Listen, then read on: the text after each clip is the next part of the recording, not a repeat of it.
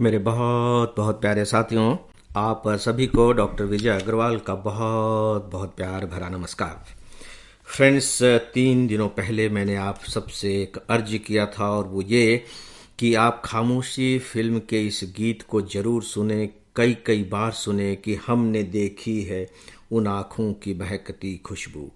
पता नहीं आप लोगों में से कितनों ने सुना है, लेकिन यहाँ मैं एक बात जरूर कहना चाहूँगा कि यदि आपने इस गीत को सुना और कई कई बार सुना, इसका मतलब यह है कि मैं अब जो भी बताना चाह रहा हूं उसके प्रति आप ओपन हैं, यानी कि दिल और दिमाग से बिल्कुल खुले हैं और आप चाहते हैं कि मैं जो भी बात करूं उसका आप आनंद भी ले सकें, रसास्वाद भी कर सकें। लेकिन यदि आपने इस गीत को सुनने के लिए वक्त निकालने में कंजूसी की हो, आलस्य दिखाया हो, तो इसका साफ मतलब यही है कि प्रेम के बारे में आप जो कुछ भी अभी तक जानते हैं, जो कुछ भी आपके अपने विचार हैं, आप उनमें कोई भी तब्दीली करने को तैयार नहीं हैं। यानी कि आप पूरी तरह से सही हैं। चलिए, यह आपके ऊपर है कि आप अपने विचारों को रिव्यू करना चाहते हैं कि नहीं करना चाहते हैं। मैं तब्दीली की बात नहीं कर रहा हूं, लेकिन मुझे लगता है कि कम से कम हमें रिव्यू तो करते ही रहना चाहिए, क्योंकि समय के साथ साथ अर्थ बदलते रहते हैं। तो दोस्तों, अब इस गीत की जो शुरू की 4 पंक्तियां हैं, उन्हें आप सबके सामने रखने के बाद मैं फिर उन पंक्तियों पर बात करूंगा।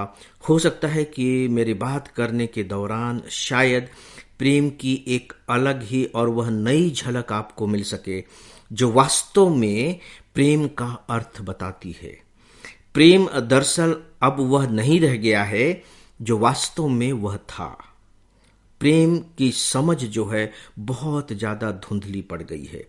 प्रेम की जो समझ है वो बहुत ज्यादा प्रदूषित हो चुकी है, और चूंकि समझ प्रदूषित हो चुकी है, इसलिए सीधी सी बात है कि उसे करने वाले लोग भी ज्यादा परेशान होंगे ही, क्योंकि इसकी समझ ही अपने आप में धूमिल हो चुकी है। तो जब हम आग को आग न समझ करके और बर्फ समझने लगेंगे, गर्मी में दोपहर की लपटों को, हवा को लू न समझकर बसंत बयार समझने लगेंगे, और स्वाभाविक है कि तब हमारा व्यवहार भी उसी के अनुकूल होगा, बसंत बयार की तरह होगा, बर्फ की तरह होगा। तो फिर संकट तो पैदा होगा ही। कहीं ऐसा तो नहीं कि इसी तरह का संकट प्रेम के क्षेत्र में अभी हो रहा हो? तो आइए इन पंक्तियों के अर्थ को पहले समझने की कोशिश करते हैं। 4 पंक्तियां मैं ले रहा हूं, बस इन्हीं 4 पर ही मैं बात करूंगा। आगे यदि आपकी और रुचि है, आप और इसके गहरे डुबकी लगाना चाहते हैं, तो आप फिर से गीत को सुने। मैं आपको सूत्र पकड़ा रहा हूं, आपके हाथ में थमा रहा हूं।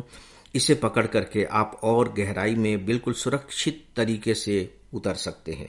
अब यह आपके ऊपर है। दोस्तों, पंक्तियों पर गौर कीजिएगा। बहुत विचित्र सी पंक्तियां हैं और मुझे आश्चर्य होता है कि गुलजार साहब ने इन पंक्तियों को रचा कैसे है। सच में मैं गुलजार साहब को सैल्यूट करता हूं, प्रणाम करता हूं।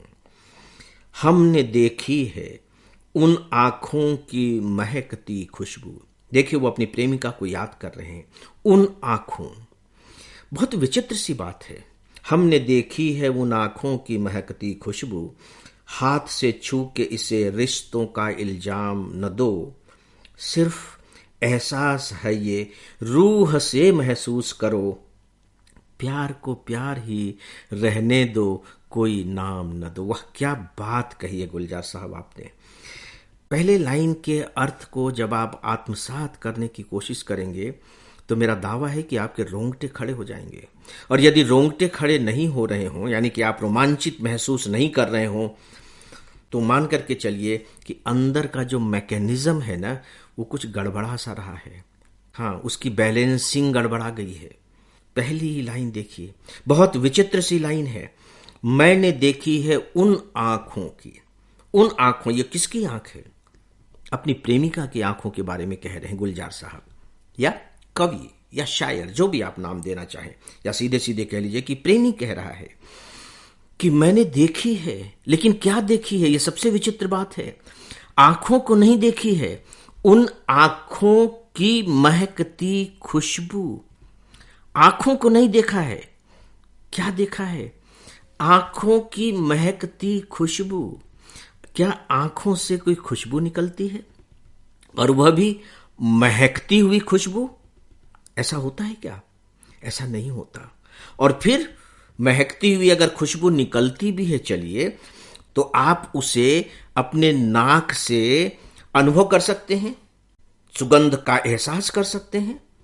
लेकिन वो कहते हैं कि हमने देखी है, यानी कि वो जो महकती हुई खुशबू है उसको हमने सूंघा नहीं है, हमने उसको देखा है।